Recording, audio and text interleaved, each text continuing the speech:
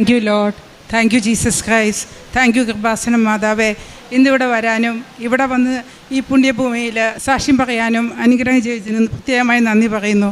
ഞാൻ doctor Gracy, അബുദാബിയിൽ 34 വർഷമായി സ്വന്തമായി ഞങ്ങൾക്ക് മെഡിക്കൽ സെൻ്ററുണ്ട്, വർക്ക് ചെയ്യുകയാണ്. എൻ്റെ ഹസ്ബൻഡ് ഡോക്ടർ ജോസഫ്.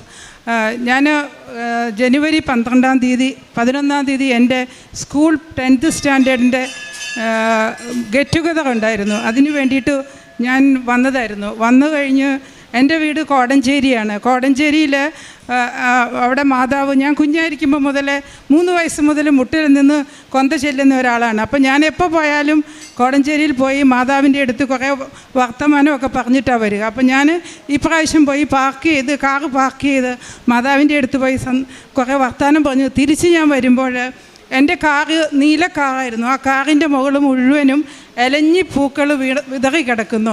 അപ്പോൾ എൻ്റെ മനസ്സിൽ ഓർമ്മ വന്നത്, എൻ്റെ അമ്മ കുഞ്ഞായിരിക്കുമ്പോൾ പറയും മാതാവിൻ്റെ മണമാണ് ഇലഞ്ഞിപ്പൂവിന്. ഒരുപക്ഷെ ഇന്നത്തെ തലമുറയ്ക്ക് ആ മണം അറിയില്ലായിരിക്കും. അപ്പോൾ എനിക്ക് ഒത്തിരി സന്തോഷം തോന്നി. ഞാൻ വിചാരിച്ചു എൻ്റെ അടുത്ത് മാതാവ് അപ്പിയർ ചെയ്യുന്നുണ്ടല്ലോ, കോടഞ്ചേരിയിലെ മാതാവ് വന്നല്ലോ എന്ന്.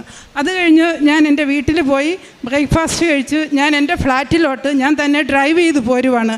ആ ഇലഞ്ഞിപ്പൂക്കൾ മുഴുവനും ഞാൻ ടിഷ്യൂവിൽ വാരി എൻ്റെ വണ്ടിക്കുള്ളിൽ വെച്ചു. അത് കഴിഞ്ഞ് ഞാൻ എപ്പോൾ വണ്ടി ഓടിച്ചാലും കൊന്ത ചൊല്ലിയ വണ്ടി ഓടിക്കുക. അത് അബുദാബിയിലാണേലും അതെ, എവിടെയാണേലും അതെ. അപ്പം ഞാൻ കൊന്ത ചൊല്ലി പോന്ന് കുറച്ച് നേരം കഴിഞ്ഞപ്പോൾ ഈ മാതാവ് എൻ്റെ മുമ്പിൽ വന്നിരിക്കുന്നു. ഞാൻ സാധാരണ എന്തെങ്കിലും ജോലി വീട്ടിൽ ചെയ്യുമ്പോൾ, ഡ്യൂട്ടി കഴിഞ്ഞ് എന്തെങ്കിലും ചെയ്യുമ്പോൾ യൂട്യൂബിൽ ധ്യാനങ്ങൾ കേൾക്കും, ജോസഫ് അച്ഛൻ്റെ അല്ലെങ്കിൽ ഡാനിയൽ ഫാദറിൻ്റെയൊക്കെ. അപ്പോൾ എനിക്ക് മാതാവിനെ കാണത്തില്ല, കാരണം ഞാൻ എവിടെയെങ്കിലും ഫോൺ വെച്ചിട്ടാണ് ഞാൻ ജോലി ചെയ്യുന്നത്. അപ്പോൾ എനിക്ക് കേൾക്കാം. അപ്പം ഞാൻ മാതാവ് വന്നപ്പോൾ എനിക്ക് തോന്നി, അയ്യോ എന്താ ഇങ്ങനെ തോന്നുന്നതെന്ന്. ശരിക്കും എൻ്റെ മുമ്പിൽ ഞാൻ വണ്ടി ഓടിച്ചു പോവുകയാണ്. അപ്പോൾ എനിക്ക് തോന്നി എൻ്റെ തോന്നലായിരിക്കും എന്ന്. എന്നിട്ട് ഞാൻ കൊന്ത ചൊല്ലി പിന്നെ ഡ്രൈവ് ചെയ്ത് പോരും. 35 കിലോമീറ്റേഴ്സ് ഉണ്ട് ഞാൻ എൻ്റെ ഫ്ലാറ്റിലോട്ട് പോകാനായിട്ട്. ഞാൻ അവിടെ പോകുന്ന വഴിക്ക് രണ്ടാമത് വീണ്ടും ഇതേ മാതാവ് എൻ്റെ മുമ്പിൽ ഡ്രൈവ് ചെയ്യുമ്പോൾ വന്നു. അപ്പോൾ എനിക്ക് തോന്നി ഞാൻ ഉറക്കം വരുന്നുണ്ടോ. ഞാൻ എന്തായാലും കുറച്ച് ഡ്രൈവ് ചെയ്തപ്പോൾ കോക്കനട്ട് വിൽക്കുന്ന ഒരു ഇത് കണ്ടു. അവിടെ നിർത്തി ഞാൻ കോക്കനട്ട് മേടിച്ച് കുടിച്ച് വീണ്ടും ഞാൻ കൊന്തയല്ലി പോകുമ്പോൾ മാതാവ് വീണ്ടും മുമ്പിൽ വന്നു. അപ്പോൾ എനിക്ക് അതിശയമായി. ഞാൻ എന്നിട്ട് പിന്നെ വീട്ടിൽ ചെന്ന് കിടന്നുറങ്ങി. ഒരു മണിക്കൂർ കഴിഞ്ഞപ്പോൾ എൻ്റെ സിസ്റ്ററിൻ്റെ മോള് വന്ന് ബെല്ലടിച്ച് വിളിച്ചപ്പോൾ സംസാരിച്ചെത്തിയത് കൃപാസന മാതാവിൽ. അപ്പോൾ എനിക്ക് വീണ്ടും അവിടെ ഒരു അതിശയമായി. അത് കഴിഞ്ഞ് അന്ന് ഡോക്ടറില്ല, ഞാൻ തന്നെയുള്ളൂ. അത് കഴിഞ്ഞ് ഞാൻ എൻ്റെ ഒരു കസിനെ വിളിച്ചപ്പം അവർ പറഞ്ഞു, ഞാനിങ്ങനെ മാതാവിൻ്റെ കാര്യം പറഞ്ഞു അവർ കൃപാസനത്തിൽ ഉടമ്പടി എടുക്കാൻ 2 ആഴ്ചയായിട്ട് പോകാനിരിക്കുവാണ്, ആൻറ്റിക്ക് വേണമെങ്കിൽ ഞങ്ങളുടെ കൂടെ പോരാന്ന്. എനിക്ക് ഭയങ്കര സന്തോഷമായി. കാരണം എനിക്കിനി വേറൊരു മീറ്റിങ്ങും കൂടെ ഉണ്ട് 2 ദിവസം കഴിയുമ്പോൾ. അപ്പോൾ ഡോക്ടർ വരും അബുദാബിയിൽ നിന്ന്. അപ്പം ഞാൻ ഈ 2 ദിവസത്തിനുള്ളിൽ എൻ്റെ കൈക്ക് ചെറിയ കോവിഡ് കഴിഞ്ഞപ്പോൾ ആർത്രൈറ്റിസ് ഉണ്ട്. അപ്പോൾ ഞാൻ തീരുമാനമായിട്ട് ബുക്ക് ചെയ്തേക്കുക. അപ്പോൾ അത് എൻ്റെ ബർത്ത്ഡേയുടെ ദിവസം, അതിൻ്റെ അടുത്ത ദിവസമാണ് ജനുവരി 13th. ഞാൻ അവിടുന്ന് പിന്നെ അതൊക്കെ ക്യാൻസൽ ചെയ്ത് ഞാൻ അവരുടെ കൂടെ ഇവിടെ കൃപാസനത്തിൽ 14th ഏർലി മോർണിംഗിൽ ഇവിടെ എത്തി. അത് ജനുവരി 14 ഞാൻ ഓടി വന്ന് ഇവിടെ മാസം നടക്കുമായിരുന്നു. അപ്പോൾ അന്ന് ഞാൻ നോക്കുമ്പോൾ ഇതേ മാതാവ് ഞാൻ ആദ്യമായിട്ട് കാണുവാണ്. ഇതേ മാതാവ് എനിക്ക് വണ്ടിയിൽ വന്നത്. എനിക്ക് ഭയങ്കര അത്ഭുതമായിപ്പോയി. ഞാൻ പിന്നെ ഉടമ്പടി എടുത്ത് അന്ന് രാത്രിക്ക് ഞാൻ വീട്ടിലെത്തുമ്പോൾ 1 മണിയായി. 1 മണിയായപ്പോൾ ഞാൻ വണ്ടിയിലിരിക്കുമ്പോൾ ഞാൻ ഫോൺ എടുക്കത്തില്ല, കാരണം എനിക്ക് വെട്ടേക വരും. അപ്പം ഞാൻ എന്ത് ചെയ്തു, ഞാൻ വീട്ടിൽ ചെന്നപ്പോൾ പോരുന്നതിന് മുമ്പാട് ഞാനിങ്ങനെ എൻ്റെ ഹസ്ബൻഡിനെ വിളിച്ച് പറഞ്ഞു, ഞാൻ നാളെ കൃപാസനത്തിൽ പോവാന്ന്. അപ്പോൾ എൻ്റെ ഹസ്ബൻഡ് ചോദിച്ചു, എന്താ പെട്ടെന്നൊരു കൃപാസനം മാതാവ് തിരുമിക്കാനൊക്കെ പോയ ആൾ കൃപാസനത്തിലോട്ട് പോവുകയാണോ എന്ന് ചോദിച്ചു. അപ്പം ഞാൻ പറഞ്ഞു അങ്ങനെ ഒരു അനുഭവം ഉണ്ടായി. അപ്പോൾ എന്നോട് പറഞ്ഞു, അങ്ങനെ ഉണ്ടെങ്കിൽ എൻ്റെ കുറച്ച് കാര്യങ്ങളുണ്ട്, നീ പറയണമെന്ന് പറഞ്ഞു. അപ്പോൾ അത് ഡോക്ടർ പറയും. അപ്പോൾ ഞാനത് ഇവിടെ വന്ന് ഉടമ്പടിയിൽ എഴുതി. പിന്നെ ഞാൻ എപ്പോഴും എൻ്റെ മോന് വിശ്വാസത്തിലോട്ട് വരണം എന്നുള്ളതാണ് എപ്പോഴും പ്രാർത്ഥിക്കാറുള്ളത്. അപ്പോൾ അതുമെല്ലാം ഉടമ്പടി എഴുതി ഞാൻ വീട്ടിൽ ചെന്ന് ഞാൻ ഫോൺ എടുക്കുമ്പോൾ ഡോക്ടറിൻ്റെ പെങ്ങളുടെ മകൻ്റെ ഭാര്യ സൺഡേ അവിടെ പള്ളിയിൽ കുർബാനയ്ക്ക് ഇരിക്കുമ്പോൾ എനിക്ക് മാതാവ് വന്ന അതേ സമയത്ത് ആ മോക്ക് ഇങ്ങനെ കാണുവാണ്, എന്നെയും ജോസഫച്ചനെയും കൃപാസന മാതാവിനെയും. ആ കുർബാന മുഴുവൻ ടൈമിലും ഞങ്ങളെ മൂന്നേരെയും കാണുന്നു. അപ്പോൾ എനിക്ക് മെസ്സേജ് ഇട്ടിരിക്കുന്നു ഇങ്ങനെ, ആൻറ്റി നാട്ടിൽ പോകുമ്പോൾ, ഞാൻ നാട്ടിലുള്ളതെന്ന് അവർക്ക് അറിയത്തില്ല, കാരണം ഞാനൊരു ഷോർട്ട് മീറ്റിങ്ങിന് വന്നതാണ്. അപ്പോൾ ആൻറ്റി ചെന്ന് കഴിഞ്ഞാൽ എപ്പോഴെങ്കിലും നാട്ടിൽ പോകുമ്പോൾ കൃപാസന മാതാവിനെ പോയി കാണുന്നു. എനിക്ക് ഭയങ്കര അത്ഭുതമായിപ്പോയി. ഞാൻ പറഞ്ഞു, ഷാജി ഇത് ഭയങ്കര കോയിൻസിഡൻസ് ആണല്ലോ, ഞാനിപ്പോൾ വന്ന് കയറിയിട്ടേ ഉള്ളൂ അവിടെ പോയെന്ന്. അതിനുശേഷം ഞാൻ പിറ്റേ ദിവസം തന്നെ പിറ്റേ ദിവസം മീറ്റിങ്ങിന് ഞങ്ങൾ ഷൊർണൂർ വെച്ചായിരുന്നു മീറ്റിംഗ്. അന്ന് അവിടെ ചെന്ന പിറ്റേ ദിവസം മുതൽ മാതാവ് ഡോക്ടർ പറഞ്ഞ കാര്യത്തിൽ ഇടപെടാൻ തുടങ്ങി. അത് ഡോക്ടർ പറയും സമയ ചുരുക്കം കൊണ്ട്. അത് കഴിഞ്ഞ് ഞാൻ 20th തിരിച്ച് അബുദാബി പോയി. ഞാൻ എൻ്റെ മെഡിക്കൽ സെൻറ്ററിൽ നിന്ന് വീട്ടിലോട്ട് ഡ്രൈവ് ചെയ്ത് പോവുകയാണ്. അത് ഇപ്പോൾ പറയുന്നത് സ്വപ്നത്തിൽ കണ്ടതാണ്. അപ്പോൾ സ്വപ്നത്തിൽ കണ്ടപ്പോൾ മാതാവ്, ഞാൻ ഡ്രൈവ് ചെയ്യുമ്പോൾ മുമ്പിൽ ഒരാളിരിക്കുന്നു, പുറയിൽ ഒരാളിരിക്കുന്നു. അപ്പോൾ കുറച്ച് കഴിഞ്ഞപ്പോൾ പുറയിലിരിക്കുന്ന ആൾ പറഞ്ഞു എനിക്ക് ഇറങ്ങണമെന്ന്. ഞാനപ്പം വേഗം വണ്ടി നിർത്തി. ഞാനിത് ആരാ ഇറങ്ങുന്നത് തിരിഞ്ഞു നോക്കുമ്പോൾ ടർക്കോയിസ് ബ്ലൂവിൽ ബ്രൈറ്റനിങ് ആയിട്ടുള്ള മദർ മേരി. ഞാൻ ഉടനെ പറഞ്ഞു, അയ്യോ ഇത് മാതാവായിരുന്നോ എന്ന് പറഞ്ഞ് ഞാൻ അത്ഭുതത്തോടെ ഇരുന്നു. അത് കഴിഞ്ഞ് എനിക്ക് ഭയങ്കര സന്തോഷം. ഞാൻ പിന്നെ ഉറങ്ങി എണീറ്റു. പിന്നെ എൻ്റെ സംശയം, അപ്പോൾ മാതാവ് വന്നു. ഇനി വണ്ടിയുടെ കാര്യങ്ങളൊക്കെ അത് ബിസിനസ്സായിട്ടുള്ള കാര്യമാണ്, ഡോക്ടർ പറയുമ്പോൾ മനസ്സിലാവും നിങ്ങൾക്ക്. അപ്പോൾ വണ്ടിയിൽ മാതാവ് വന്നു, സഞ്ചരിക്കുന്ന മാതാവ് വന്നു. ഇനി കാര്യങ്ങളെല്ലാം റെഡിയാണെന്ന് എനിക്ക് മനസ്സിലായി. അത് കഴിഞ്ഞ് ഞാൻ മാതാവിനോട് ചോദിച്ചു, മാതാവ് എന്ത് ചെയ്യും, എൻ്റെ വീട് വരെ വരാഞ്ഞ്, വീട്ടിലെന്തെങ്കിലും കുഴപ്പമുണ്ടോ, അതാണോ മാതാവ് വരഞ്ഞ്. അങ്ങനെ ഞാൻ പിറ്റേ ദിവസം കിടക്കുമ്പോൾ മാതാവുണ്ട് മുമ്പിൽ വന്ന് നിന്നു. അപ്പോൾ എനിക്ക് പെട്ടെന്ന് ഭയങ്കര സന്തോഷമായി. ഞാൻ ചാടി എണീറ്റ് എനിക്ക് ഭയങ്കര സന്തോഷമായി, മാതാവ് വീട്ടിൽ വന്നല്ലോ എന്ന്. അപ്പോൾ ഞാൻ താഴെ ചെന്ന് മുകളിലാണ് കിടക്കുന്നത്, താഴെ ചെന്ന് നോക്കുമ്പോൾ എൻ്റെ മുമ്പിൽ വന്ന മാതാവ് 2 വർഷം മുമ്പ് എൻ്റെ വീട്ടിലൊരു ഡോക്ടർ മാധവൻ വന്നപ്പോൾ എനിക്ക് ശക്തിയുള്ള മാതാവാണെന്നും പറഞ്ഞ് ഈ കൃപാസനത്തിലെ മാതാവ് തന്നത്. എനിക്കറിയില്ലായിരുന്നു അത് കൃപാസനത്തിലെ മാതാവാന്ന്. ഞാൻ നോക്കുമ്പോൾ എൻ്റെ മുമ്പിൽ വന്ന അതേ മാതാവ് എൻ്റെ കിച്ചൻ്റെ ഡൈനിങ് ടേബിളിൽ നടുക്കുണ്ട്. എനിക്കത് അറിയില്ലായിരുന്നു ഈ മാതാവ് കൃപാസനത്തിലെ മാതാവാന്ന്. അങ്ങനെ അതൊരു അത്ഭുതം. അത് കഴിഞ്ഞ് ഞാൻ മാതാവിനോട് ചോദിച്ചു, മാതാവിൻ്റെ കൂടെ മുമ്പിലിരുന്ന ആരാ? അപ്പോൾ എൻ്റെ മനസ്സിൽ പറയുക, എൻ്റെ കൂടെ ആരാവും ഉണ്ടാവുക, എൻ്റെ പുത്രൻ. അങ്ങനെ ഭയങ്കര എനിക്ക് ഒത്തിരി അത്ഭുതങ്ങൾ വന്നു. പിന്നെ ഇത് വന്നത് സ്വപ്നത്തിലൊരു 14-ാം തീയതി കാണിക്കുവാണ്. അതിന് ശേഷമുള്ള എല്ലാ 14-ാം തീയതിയും ഓരോരോ അത്ഭുതങ്ങളായി. ഉടമ്പടിയിൽ വെച്ച എല്ലാ കാര്യങ്ങളും, ഉടമ്പടിയിൽ വെക്കാത്ത ഒരു വലിയ അത്ഭുതവും ഈ സെപ്റ്റംബർ 14-ാം തീയതി നടന്നു. ആ സെപ്റ്റംബർ 14-ാം തീയതി പറഞ്ഞ് നടന്നിട്ട് ബാക്കിയുള്ള ഞാൻ ഡോക്ടർക്ക് കൊടുക്കാം സമയ ചുരുക്കം കൊണ്ട്. ഞാൻ സൺഡേ ആയിരുന്നു, ഞാൻ ഡ്യൂട്ടി കഴിഞ്ഞിട്ട് പള്ളിയിൽ പോകുമായിരുന്നു. അപ്പം അബുദാബിയിൽ നിങ്ങൾക്കറിയാമല്ലോ വലിയ റോഡുകളായിരിക്കും. അപ്പോൾ ഞാൻ ഡ്രൈവ് ചെയ്ത് പോകുമ്പോൾ ഒരു ഗിവേക്കടെ പോവുകയാണ്. ഗിവേന്ന് ഇറങ്ങുമ്പോൾ വണ്ടി സ്ലോയിലാണ് പോകുന്നത്. അപ്പോൾ പെട്ടെന്നൊരു സൗണ്ട് കേട്ടു. അപ്പോൾ സൗണ്ട് കേട്ടപ്പം ഞാൻ നോക്കുമ്പോൾ ഒരു ഡെലിവറി ബോയ് റോഡിൽ തെറിച്ച് കിടക്കുന്നു. ഞാൻ വേഗം വണ്ടി ഹസാർഡിലിട്ടിട്ട് ഞാൻ ഓടിച്ചെന്നു. അയാൾ കടിയൊക്കെ അറസ്റ്റ് അടിച്ച് കംപ്ലീറ്റ് ആയിട്ട് ഡെഡായിട്ട് കിടക്കുക. ഞാൻ വേഗം അവിടെ മുട്ടുകുത്തി നിന്ന്, എൻ്റെ ഈശോയെ ടേക്ക് മൈ ലൈഫ്, കൃപാസന മാതാവേ take my life, give to him എന്ന് പറഞ്ഞ് ഞാൻ കാർഡിയാക് മസാജ് കൊടുത്തു. 5 മാസം ഇത് ചെയ്ത് കഴിഞ്ഞിട്ടും അനങ്ങിയില്ല. 6ാമത്തെ ചെയ്യുമ്പോൾ അയാൾ ഒന്ന് തലയനക്കി. എനിക്ക് മനസ്സിലായി മാതാവ് അവിടെ ഇടപെട്ട് ജീവൻ കൊടുത്തു എന്ന്. അതൊരു ഭയങ്കര അത്ഭുതമായിപ്പോയി. അത് കഴിഞ്ഞ ശേഷം പിന്നെ ഞാൻ കണ്ടിന്യൂസ് ആയിട്ട്, എന്നാലും ഹാർട്ട് ബീറ്റ് വന്നില്ല, പക്ഷേ ആളൊന്നും അനങ്ങിയതേ ഉള്ളൂ. പിന്നെ വീണ്ടും കാർഡിയാക് മസാജ് ചെയ്തു. അപ്പോഴേക്കും പോലീസൊക്കെ എത്തി. 10 ബീറ്റ് കൊടുത്തപ്പോഴേക്കും എനിക്ക് കയ്യിൽ ഹാർട്ട് ബീറ്റ് ഫീൽ ചെയ്യാൻ തുടങ്ങി, കഴുത്തേൽ ഫീൽ ചെയ്യാൻ തുടങ്ങി, പൾസ് ചെയ്തു. പിന്നെ 10 മിനിറ്റോളം അയാൾ അൺകോൺഷ്യസ് ആയിരുന്നു. പിന്നെ പോലീസ് വന്ന് എല്ലാവരും വന്നു. അത് കഴിഞ്ഞിട്ട് അവിടെ നിങ്ങൾക്കറിയാമല്ലോ വണ്ടി ആർക്ക് തട്ടിയതോ എന്ത് തട്ടിയല്ലോ, പേഷ്യൻ്റ് മരിച്ചു കഴിഞ്ഞാൽ നമ്മൾ അതിനോട് അസോസിയേറ്റ് എല്ലാവരെയും പിടിച്ചുകൊണ്ട് പോകും. അപ്പോൾ അവരെന്നോട് വന്നപ്പോൾ ചോദിച്ചു, ഈ ഡോക്ടർ എന്ന് ചോദിച്ചു. അപ്പോൾ ആണെന്ന് പറഞ്ഞ് ഞാൻ പിന്നെ കൊടുത്തു. 10 മിനിറ്റ് എടുത്തു, അയാൾ കോൺഷ്യസായി. അയാൾ അത് കഴിഞ്ഞ് ആംബുലൻസ് എല്ലാം വന്നപ്പോൾ എണീറ്റിരുന്നിട്ട് അയാൾ ചോദിക്കുകയാണ് എനിക്ക് എന്താ പറ്റിയെന്ന്. അയാൾക്ക് അറിയത്തില്ല എന്താ പറ്റിയെന്ന്. അങ്ങനെ ഒരു വലിയൊരു അത്ഭുതം. എല്ലാ 14-ാം തീയതി ഞാനിവിടുന്ന് ഉടമ്പടി എടുത്തു പോയാൽ എല്ലാ 14-ാം തീയതി ഓരോ അത്ഭുതമുണ്ട്. ഇന്ന് ഏറ്റവും ലാസ്റ്റ് നടന്നത് ഈ 14-ാം തീയതി.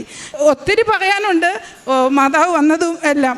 പിന്നെ ഞാൻ ഇവിടുന്ന് ജനുവരിയിൽ പോയതിന് ശേഷം ഞാൻ പൊതുവേ കുറച്ച് ഡ്രസ്സ് വാങ്ങിക്കും. ഇവിടെ വന്നു കഴിഞ്ഞാൽ കുറച്ച് മേക്കപ്പ് സാധനങ്ങളൊക്കെ അങ്ങനെ മേടിക്കുന്ന ഒരാളാണ്. അപ്പോൾ അതിന് ശേഷം ഒരൊറ്റ ഡ്രസ്സും, കാരണം ഇഷ്ടംപോലെ ഡ്രസ്സുണ്ട്, അതൊന്നും മേടിക്കത്തില്ല. ഒരു മേക്കപ്പ് സാധനങ്ങൾ മേടിക്കുക. ആ പൈസയെല്ലാം പ്രേക്ഷിത വേലയ്ക്ക് വേണ്ടിയിട്ട് മാറ്റിവെച്ചു. പിന്നെ ഞാൻ ഒരു ദിവസം എന്നും പണ്ട് മുതലേ ഫാസ്റ്റിംഗ് എടുക്കുന്ന ആളാണ്, വെള്ളിയാഴ്ച. കാരണം ഞാൻ 3 വയസ്സ് മുതൽ മുട്ട നിന്ന് പ്രാർത്ഥിക്കുന്നത്. ഇപ്പോഴും ഞാൻ മുട്ട നിന്നേ കൊന്ത ചെല്ലത്തുള്ളൂ. അത് വീട്ടിൽ നിന്ന് കിട്ടിയിരിക്കുന്ന ആ ഒരിതാണ്. അത് കഴിഞ്ഞ് ഞാൻ പിന്നെ ചെയ്യുന്ന പ്രേക്ഷിത വേലാന്ന് വെച്ചിട്ടുണ്ടെങ്കിൽ 3 ദിവസം സാക്രിഫൈസ് എടുക്കുക. അതായത് 3 ദിവസം ഞങ്ങൾ രാവിലെ വർക്ക് ചെയ്യാൻ പോയാൽ രാത്രി 11-11:30 വീട്ടിലെത്തുമ്പോൾ. ഉച്ചയ്ക്ക് ഗ്യാപ്പ് ഉണ്ടെങ്കിലും നമുക്കൊന്നും ചെയ്യാൻ പറ്റില്ല, ഉറങ്ങുകയുള്ളൂ.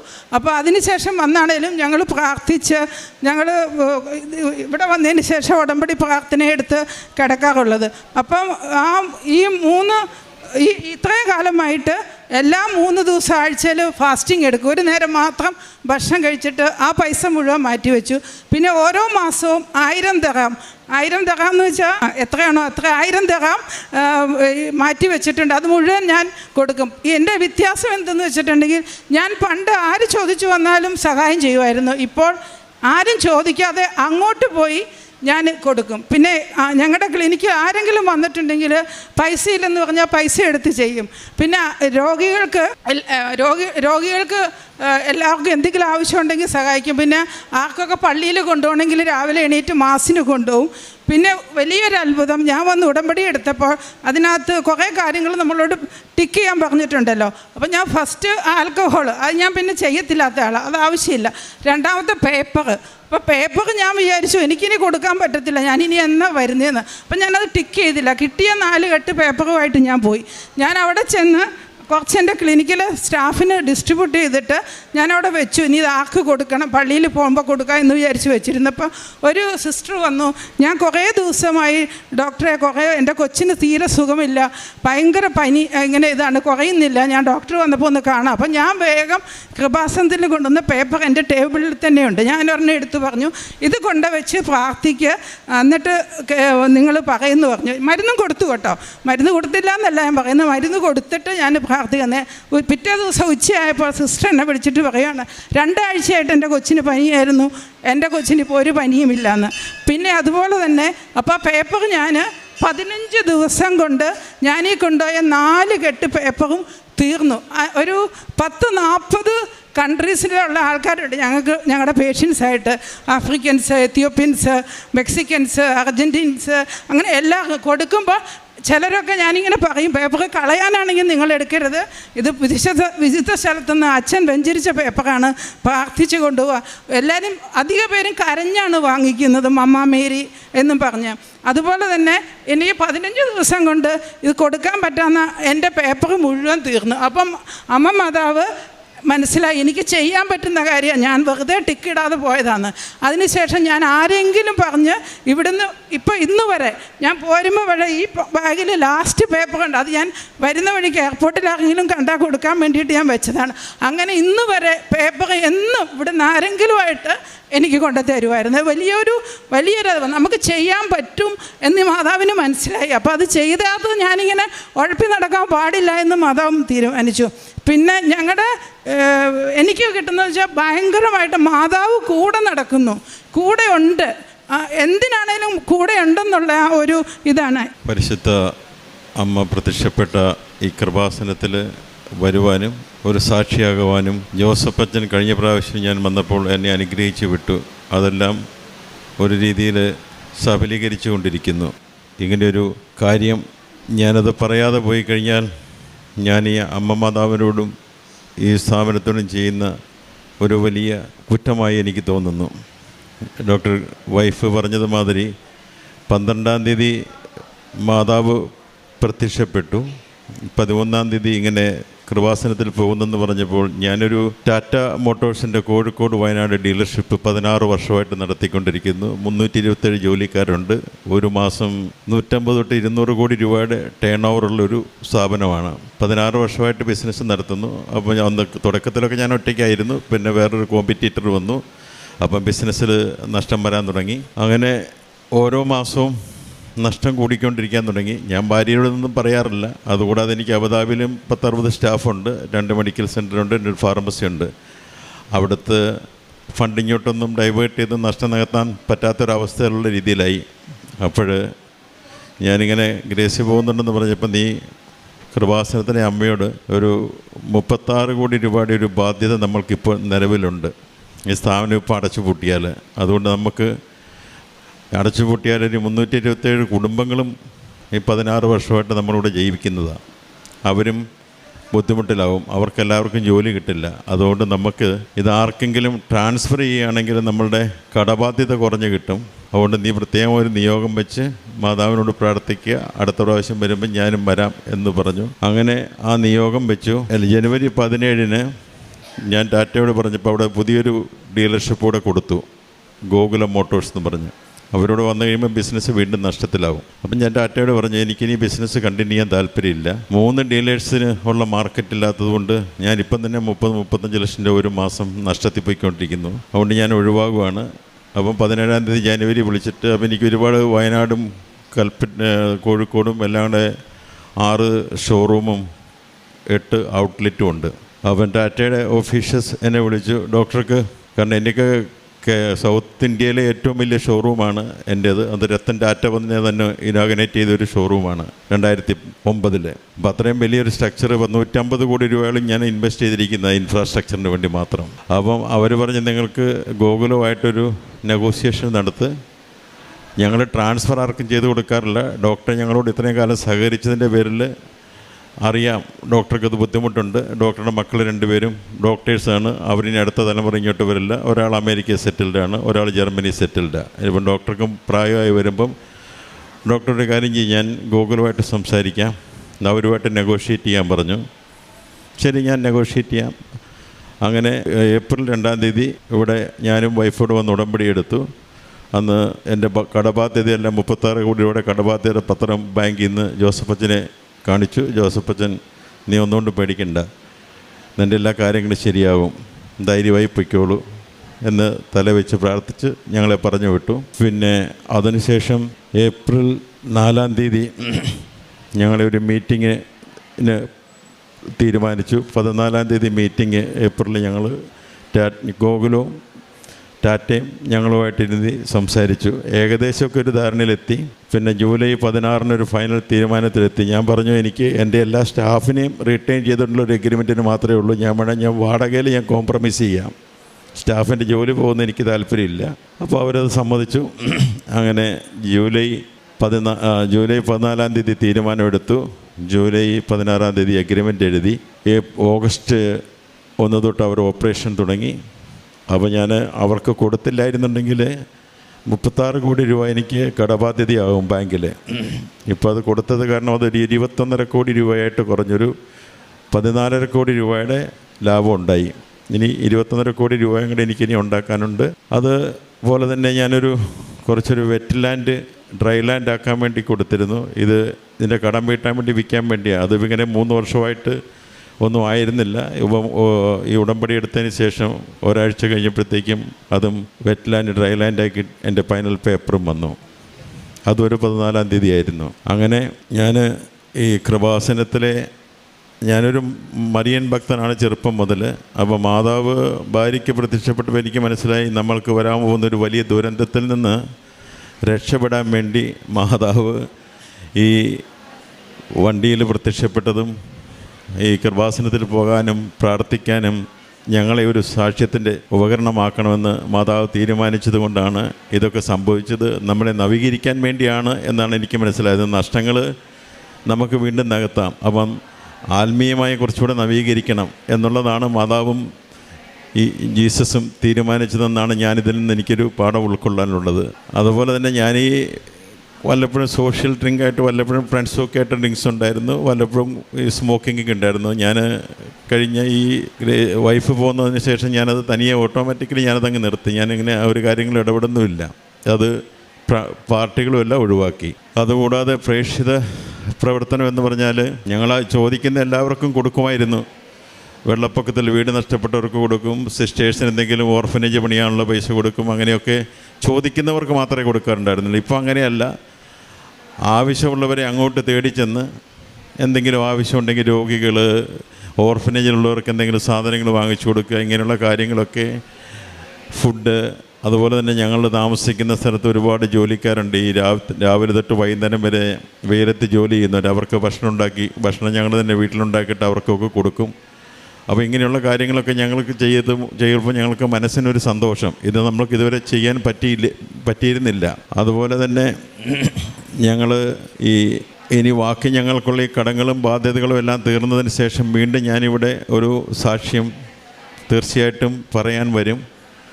അതുപോലെ തന്നെ എനിക്കിനി മരിയൻ കൃപാസന കേന്ദ്രത്തിൽ ഇവിടെ വരുന്ന അനേകായിരം രോഗികളും കടബാധ്യതക്കാരും മക്കളെ ഓർത്ത് വേദനിക്കുന്നവരും എല്ലാവർക്കും വേണ്ടി ഞങ്ങൾക്ക് എല്ലാ ദിവസവും പ്രാർത്ഥിക്കുന്നു.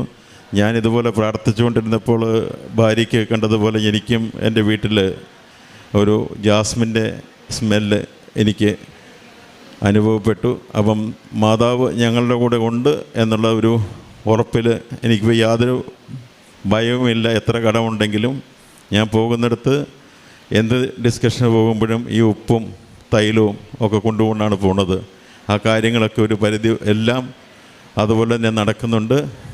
ഈവൻ ബാങ്കുകാരുടെ വരെ ഞാൻ ഇന്നലെ സംസാരിച്ചു. എനിക്ക് കുറച്ച് സാവകാശം വേണം, അല്ലെങ്കിൽ ഞാൻ ഈ പ്രോപ്പർട്ടി 150 കോടിയുടെ പ്രോപ്പർട്ടി പ്ലെഡ്ജ് ചെയ്തിട്ടാണ് ഈ ലോണൊക്കെ എടുത്തിരിക്കുന്നത്. ഇനി അവർക്ക് 21.5 കോടി രൂപയോളം കൊടുക്കാനും ഉണ്ട്. അപ്പോൾ അത് ചെയ്തു തരാം, കുറേശ്ശെ അടയ്ക്കാൻ പറഞ്ഞിരിക്കുകയാണ്. ഇത്രയും വലിയ കാര്യങ്ങൾ ചെയ്തു തന്ന അമ്മ മാതാവിന്, ഈ കൃപാസനത്തിലെ ജോസഫച്ചനും ഇവിടെ പ്രേക്ഷിത പ്രവർത്തന മറ്റു വൈദികർക്കും സന്യസ്തർക്കും എല്ലാവർക്കും വേണ്ടി ഞങ്ങൾ പ്രാർത്ഥിക്കുന്നു. അവരെയെല്ലാം ദൈവം സമർത്ഥമായി അനുഗ്രഹിക്കട്ടെ. കൂടുതൽ കഷ്ടതപ്പെടുന്നവരുടെ കഷ്ടതകൾ പരിശുദ്ധ ദൈവമാതാവിൻ്റെ തൃപ്പാദത്തെങ്കിൽ കാഴ്ചവെച്ച് അങ്ങേ തിരുക്കുമാരൻ്റെ കൃപയാൽ അങ്ങ് സാധിച്ചു കൊടുക്കുവാൻ, കൃപയുണ്ടാകുവാൻ ഈ സ്ഥാപനത്തെ അനുഗ്രഹിക്കണമെന്ന് ഹൃദയത്തിൽ നിന്ന് ഞങ്ങൾ പ്രാർത്ഥിക്കുന്നു. ജോസഫ് അച്ഛൻ പറയുന്ന പോലെ ഞങ്ങൾ പ്രാർത്ഥിക്കുമായിരുന്നു, കൂടുതൽ പ്രവർത്തിക്കുന്നത് ഇപ്പം ഈ ഉടമ്പടി എടുത്തതിന് ശേഷമാണ്. പിന്നെ ഒരു കാര്യം കൂടി, ഞാൻ പ്രീ ഡിഗ്രിക്ക് പഠിക്കുന്ന കാലത്താണ് കരസ്മാറ്റിക് പ്രെയർ എല്ലാം തുടങ്ങി. അന്ന് മുതൽ നമ്മൾ ബൈബിൾ വായിക്കുകയും കരസ്മാറ്റിക് എല്ലാ കാര്യങ്ങളിലും ഇടും. അപ്പോൾ കരസ്മാറ്റിക് ആകുമ്പോൾ ഞാൻ എല്ലാ വർഷവും ഞാൻ അധികം ഇംഗ്ലീഷ് ധ്യാനത്തിനാണ് പോയി വന്ന് പിന്നെ കുറേ കാലത്തിന് ഭയങ്കര സ്പിരിച്വലായിരിക്കും. പിന്നെ അങ്ങ് പതുക്കെ പോകും, പക്ഷേ പ്രാർത്ഥനകളൊക്കെ ചെല്ലുന്നുണ്ടാകും. പക്ഷേ കൃപാസനത്തിൽ വന്നതിന് ശേഷം എല്ലാ ദിവസവും ജീവിക്കുകയാണ്. രാവിലെ എണീക്കുമ്പോൾ മുതൽ പ്രെയർ, വൈകുന്നേരം വരെ എപ്പോൾ സമയം കിട്ടിയാലും നമുക്ക് വേറെ ഒന്നിനും സമയം കിട്ടുന്നില്ല. അച്ഛൻ്റെ എല്ലാ ടോക്കുകളും അല്ലെങ്കിൽ സാക്ഷികളും കേൾക്കാൻ പറ്റിയില്ലല്ലോ എന്നുള്ള വിഷമാണ്. അടുത്ത ദിവസം നമ്മുടെ മനസ്സിൻ്റെ ആ സ്പിരിച്വാലിറ്റി കുറയുമല്ല, ഓരോ ദിവസവും കൂടുവാണ്. അതാണ് ഞാൻ രണ്ടിലും കാര്യമായി പങ്കെടുത്തിട്ടുള്ള ഒരു വ്യക്തിയായെന്ന നിലയിൽ എനിക്കുള്ള ഈ വ്യത്യാസം കാണുന്നത്. കരസ്മാറ്റിക് ആകുമ്പോൾ നമ്മൾ എല്ലാ ദിവസവും ഒരാഴ്ച ധ്യാനം കൂടി വന്നു കഴിഞ്ഞ് കുറച്ച് കഴിയുമ്പോൾ അതിൻ്റെ ആ ഇൻറ്റൻസിറ്റി പതുക്കെ കുറയും, പിന്നെ അടുത്ത ധ്യാനത്തിന് പോകണം. ഇത് എല്ലാ ദിവസവും ഓരോ ദിവസവും കൂടി വരുന്നു. അത് എല്ലാവരിലും ഉണ്ടാകട്ടെ. എല്ലാവർക്കും വേണ്ടിയിട്ട് പ്രാർത്ഥിച്ചുകൊണ്ട് ഒത്തിരി നന്ദിയോടെ ഞങ്ങൾ നന്ദി പറയുന്നു അമ്മ മാതാവിനും ദൈവകുമാരൻ. വെളിപാട് 3:8 നിൻ്റെ പ്രവൃത്തികൾ ഞാൻ അറിയുന്നു, ഇതാ നിൻ്റെ മുമ്പിൽ ആർക്കും പൂട്ടുവാൻ കഴിയാത്ത വിധം തുറന്നു കിടക്കുന്ന ഒരു വാതിൽ ഞാൻ സ്ഥാപിച്ചിരിക്കുന്നു. നിൻ്റെ ശക്തി പരിമിതമാണ്, എങ്കിലും നീ എൻ്റെ വചനം കാത്തു, എൻ്റെ നാമം നിഷേധിച്ചതുമില്ല. ഡോക്ടർ ഗ്രേസി ജോസഫും ഡോക്ടർ ജോസും ഉടമ്പടി ജീവിതത്തിൻ്റെ ശക്തമായ സാക്ഷ്യങ്ങളാണ്, മരിയൻ അനുഭവങ്ങളാണ് അമ്മയുടെ തിരുനടയിൽ പങ്കുവച്ചത്. മരിയൻ ഉടമ്പടിയുടെ പ്രത്യേകതയാണ് ഈ പ്രസൻസ് അല്ലെങ്കിൽ മാതാവിൻ്റെ സാന്നിധ്യം എന്ന് പറയുന്നത്. അമ്മയുടെ പ്രസൻസ് നമ്മൾ അനുഭവിക്കുമ്പോൾ അതിൻ്റെ അർത്ഥം നമ്മുടെ ജീവിത വിഷയങ്ങളെ അമ്മ മാതാവ് അറിയുന്നു, കാണുന്നു, അമ്മയോട് കൂടുതൽ ചേർന്ന് നിൽക്കുവാൻ നമ്മളോട് ആവശ്യപ്പെടുന്നു എന്ന് തന്നെയാണ്. പ്രിയമുള്ളവരെ, ഉടമ്പടിയിൽ ജോസഫ് അച്ഛൻ നമ്മളോട് പറയും, അസാധ്യമെന്ന് കരുതുന്നതേ എഴുതാവൂ, വലിയ കാര്യങ്ങളെ എഴുതാവൂ. കാരണം അമ്മ ഈ നാളുകളിൽ ഈ ആലയത്തിൽ, ഈ ചെറിയ ഗ്രാമത്തിൽ പ്രത്യക്ഷപ്പെട്ടുവെങ്കിൽ അതിൻ്റെ അർത്ഥം ലോകത്തോടമ്മ പറയുന്നുണ്ട്, ഹൃദയശുദ്ധിയോടുകൂടി ജീവിത എളിമയോടുകൂടി ദൈവനാമത്തെ മഹത്വപ്പെടുത്തുമ്പോൾ നിങ്ങളുടെ ജീവിതങ്ങൾ സുരക്ഷിതമാകും. ദൈവം നിങ്ങളെ ഉയർത്തുകയും നിങ്ങളുടെ ക്ലേശങ്ങൾ ഏറ്റെടുക്കുകയും നിങ്ങളുടെ കുടുംബങ്ങളിൽ ഐശ്വര്യവും സമാധാനവും ആരോഗ്യവും പുനഃസ്ഥാപിക്കുകയും ചെയ്യുമെന്നാണ്.